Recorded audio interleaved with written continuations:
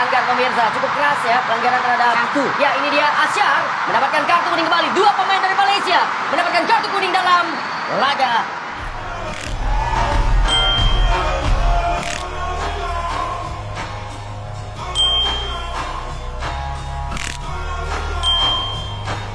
Jadi memang kita tahu kualiti dia. Memang inilah itu sebab kita pun agak teruja nak ini. Tapi malangnya dia tak lepas nak buat macam mana kan. Pertamanya walaupun kita nampak usaha.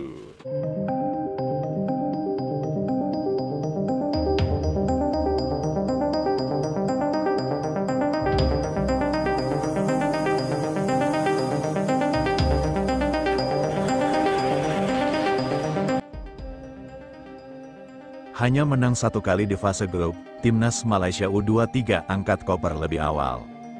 FAM Malaysia dan legendanya diboikot Masyakarat sendiri di Bukit Jalil. Begini reaksi Saif Salih dan FAM Malaysia usai timnya tak lolos fase grup Piala AFF U23 2025. Namun sebelum kita bahas videonya, seperti biasa syarat nonton video di channel ini, subbreaker, like dan nyalakan lonceng notifikasinya, agar kalian selalu mendapatkan informasi menarik dan terbaru setiap hari. Jika sudah subscribe aku ucapin thank you, and mari kita lanjut. Saif Salih murka melihat hasil minor tim muda Malaysia usai yak mampu lolos fase grup dan harus puas dengan hasil imbang versus Timnas Indonesia U23. Ia menilai perjuangan Timnas Malaysia kurang maksimal di turnamen ini. Bagaimana tidak sejak awal Harimau Malaya mudah sulit bersaing di kompetisi ini. Di lain sisi Harimau Malaya sesungguhnya diunggulkan di kompetisi ini bisa lolos ke fase grup. Namun, ekspektasi yang berbicara, dengan hasil imbang ini dipastikan Harimau Malaya mudah angkat koper lebih awal.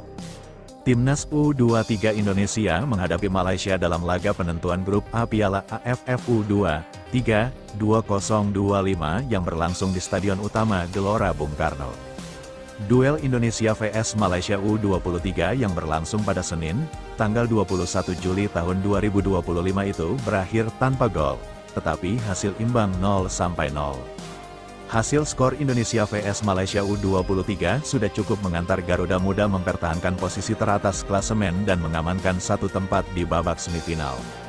Awal pertandingan menampilkan duel strategi, Indonesia unggul penguasaan bola lewat umpan-umpan pendek, sedangkan Malaysia memilih pola long ball dengan target tinggi seperti Fergus Tierney. Garuda Muda mendominasi di 30 menit pertama, tetapi lini serang kesulitan mencari celah dan bola mati yang diandalkan Robbie Darwish maupun Raihan Hanan tak membuahkan gol. Babak kedua tak jauh berbeda. Kebuntuan bertahan terus terjadi dalam laga Indonesia vs Malaysia U23. Kontribusi kiper Cahya Supriyadi dan pasangan bek tengah Kadek Arel Kakang Rudianto menjadi benteng kokoh. Upaya dari Jens Raven dan Hoki Caraka tidak cukup membobol pertahanan rapat Malaysia. Tim pelatih Gerald Van den Boeck jelas menetapkan target minimal. 1 poin sudah cukup untuk menjadi pemuncak grup A, dan skenario ini terjadi tepatnya Senin malam. Hasil imbang ini membawa Indonesia meraih 7 poin, 2 menang, 1 imbang, dan menyalip Malaysia yang finish ketiga dengan 4 poin di belakang Filipina, 6 poin. Para pemain seperti Robbie Darwish tampil impresif menjaga rapi lomba di lini tengah, meski tanpa gol pun Garuda Muda berhasil mengamankan status sebagai juara grup. Bermodal imbang tim pelatih Gerald Van den Boeck jelas menetapkan target minimal, 1 poin sudah cukup untuk menjadi pemuncak grup A, dan skenario ini terjadi tepatnya Senin malam. Hasil imbang ini membawa Indonesia meraih 7 poin, 2 menang, 1 imbang, dan menyalip Malaysia yang finish ketiga dengan 4 poin di belakang Filipina, 6 poin. Para pemain seperti Robbie Darwish tampil impresif menjaga rapi lomba di lini tengah, meski tanpa gol pun Garuda Muda berhasil mengamankan status sebagai juara grup. Baca juga, laga penentu bagi Garuda Muda, ini dampaknya jika Timnas Indonesia U23 kalah dari Malaysia. Evaluasi dan persiapan jelang semifinal meskipun lolos, absennya Arhan Fikri di sepertiga akhir lapangan membuat manuver serangan Garuda Muda kering ide di laga penting ini. Penyelesaian akhir masih menjadi catatan tersendiri, tetapi skor imbang tetap menjaga kepercayaan diri skuad untuk fase selanjutnya. Langkah selanjutnya yakni semifinal, tim akan menghadapi lawan berat dengan rotasi yang matang. Kemenangan di fase knockout akan sangat tergantung pada kombinasi soliditas pertahanan dan efektivitas penyelesaian akhir. Secara keseluruhan, meski tersendat di laga pamungkas grup, Timnas U23 Indonesia tetap scouted kuat. Hasil Indonesia vs Malaysia U23 menjadi bukti strategi penguasaan bola dan pertahanan rapat bisa menjadi modal penting.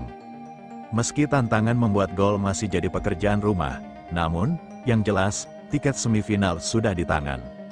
Secara permainan, pasukan Gerald Van den Boeck tampil cukup baik sepanjang pertandingan dengan banyak menyerang dan membuat Malaysia bermain bertahan di awal laga. Meski demikian, Malaysia juga sempat berbahaya lewat serangan baliknya.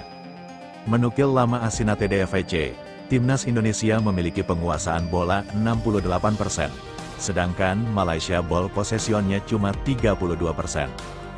Dari jumlah tembakan, Indonesia mendominasi dengan mencatatkan 7 tembakan, ada 3 yang on target, sedangkan Malaysia dari 5 tembakannya, hanya 1 yang tepat sasaran.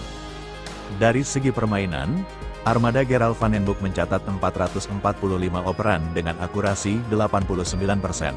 Angka itu lebih baik dari tim asuhan Muhammad Nafuzi yang mencatatkan 166 kali umpan dengan akurasi 73%.